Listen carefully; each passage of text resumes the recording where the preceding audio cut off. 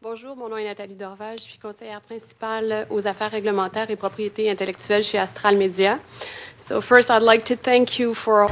J'aimerais commencer d'avant cette assemblée publique sur les droits d'auteur. On l'apprécie beaucoup. J'aimerais vous parler rapidement du rôle des radiodiffuseurs dans la chaîne de valeur du contenu et vous présenter quelques défis auxquels nous faisons face et les remèdes, les recours qu'on recherche. Je vais commencer avec Astral Media qui détient 82 stations de radio à travers le Canada, ainsi que des services de spécialité et il opère plus de 100 sites web. Donc, nous sommes à la fois des créateurs de contenu.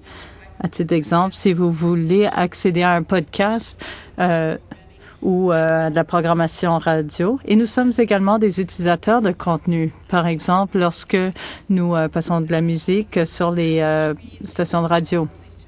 Et donc, nous sommes bien placés pour comprendre une position équilibrée par rapport aux droits d'auteur. Également, nous aimerions dire que les radiodiffuseurs jouent un rôle de premier plan pour créer la valeur. Nous nous assurons que le bon contenu des artistes canadiens passe à la télévision, au web, à la radio. Et donc, nous croyons que le succès des radiodiffuseurs encourage le succès et la réussite des créateurs parce que nous habitons un monde différent où nous devons faire compétition à l'échelle mondiale et nous avons besoin des outils pour pouvoir réussir dans ce secteur. Et la loi sur les droits d'auteur en fait partie. Je vais commencer avec un défi auquel nous faisons face en tant qu'utilisateurs de contenu. En ce monde, il y a plusieurs droits par rapport au contenu. Dans le système actuel, si Astral veut se servir d'une chanson dans cet environnement multiplateforme, il faut payer des redevances à jusqu'à une dizaine de groupes de droits d'auteur. Et actuellement, les droits provoquent des complications pour nous. Et donc, les droits, c'est devenu très inefficace pour nous et très coûteux. Également, le montant que nous payons pour la musique c'est pas vraiment juste pour nous. C'est plutôt une question de faire plusieurs paiements plutôt que de regarder la valeur en tant que telle. Nous devons donc revoir notre système de droits d'auteur pour ne pas être obligés de payer plusieurs droits différents. Ce système permettrait à un radiodiffuseur de faire un seul paiement pour se servir de ce contenu. Merci. Au micro numéro 2, s'il vous plaît. Micro. J'enseigne à Concordia, mais je parle en mon nom. J'aimerais commencer par féliciter le gouvernement d'avoir pris cette initiative et d'avoir porté attention aux intérêts des Canadiens en général. 2 observations rapides et une suggestion rapide.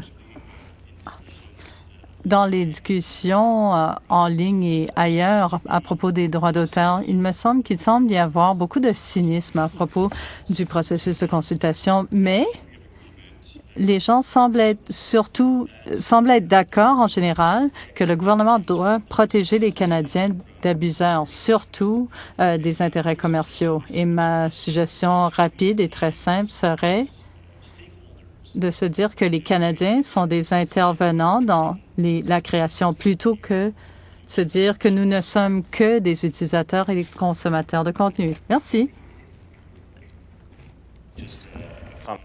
Un commentaire sur le processus. On veut trouver autant de moyens que possible. Il faut garder à l'esprit, bien sûr, que nous sommes en position de gouvernement minoritaire depuis juin 2004. Nous avons eu M. Martin, ensuite il y en a eu 3, et chaque fois on voit dans les journaux, il pourrait y avoir une élection, etc. Donc, nous essayons d'avoir une consultation aussi efficace que possible. Alors, il n'y a rien qui va nous détourner de ces consultations. Alors, nous avons des assemblées publiques, les médias sont dans la salle. Ça, c'est une conversation. La contribution de tout à chacun sera disponible en ligne. Et vous pourrez nous écrire également en ligne.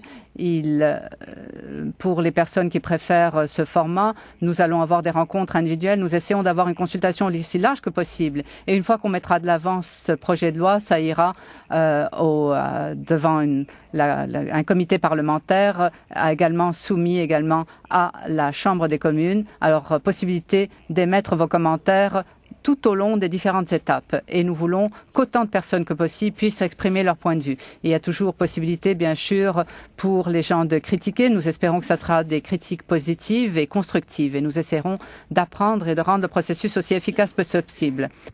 Number 3, please. Je m'appelle Jeremy Talio. Je suis un petit peu nerveux, mais j'espère que mes idées pourront être transmises comme il faut. Je ne sais pas dans quelle mesure mes idées vont faire écho dans cette foule. Ça, c'est le groupe pour droit d'auteur, alors que moi, je suis une personne qui est contre les droits d'auteur. Je ne crois pas que le droit d'auteur soit une bonne chose. Je pense que la propriété intellectuelle est une invention, une vue de l'esprit. Donc, la propriété physique, oui, vous achetez quelque chose, vous l'utilisez, vous pouvez en faire ce que vous voulez, mais la propriété intellectuelle, c'est quelque chose qui est vague, c'est éthéré. Si j'achète un CD, je peux le briser, je peux le détruire, c'est à moi, c'est physique. Mais quelque chose d'intellectuel, je ne peux pas prendre ce même CD que je pourrais détruire, je pourrais le graver, mais je ne peux pas le copier. Je ne comprends pas. Bon, c'est pas sur ça que j'aimerais m'attarder. Il y a eu une affaire aux États-Unis, une dame qui avait 8 chansons qui ont été téléchargées sur son ordinateur. Elle a été poursuivie. Elle a dit que c'est pas moi qui les avais téléchargées. Elle a eu une amende de 2 millions de dollars pour 8 chansons, parce que chaque chanson, c'était 100 000 dollars, etc.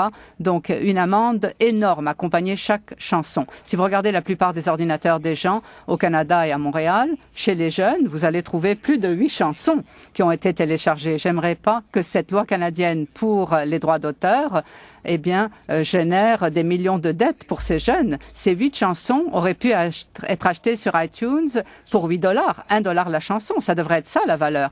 Et cependant, il y a cette punition gigantesque qui lui est tombée dessus et j'aimerais pas que d'autres soient assujettis au même sort.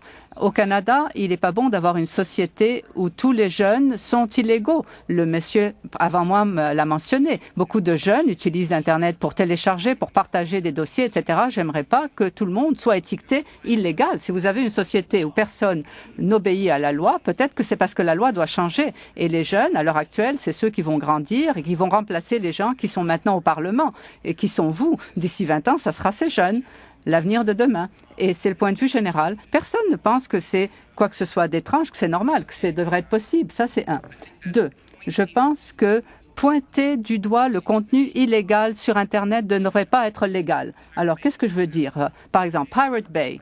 Ils ont, par exemple, des torrents sur leur site Web. Ce ne sont pas des dossiers illégaux.